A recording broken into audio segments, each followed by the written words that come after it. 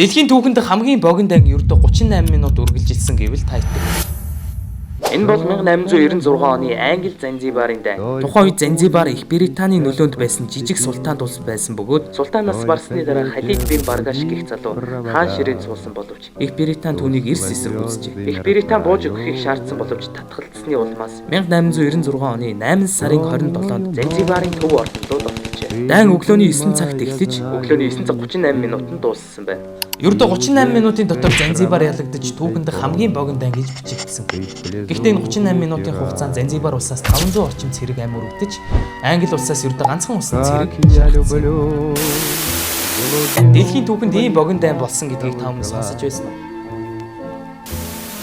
Та юуны тухай мэдмээр байгаагаа комент хэсэгт бичиж, лайк дарж фоллоу хийгээрэй. Баярлалаа.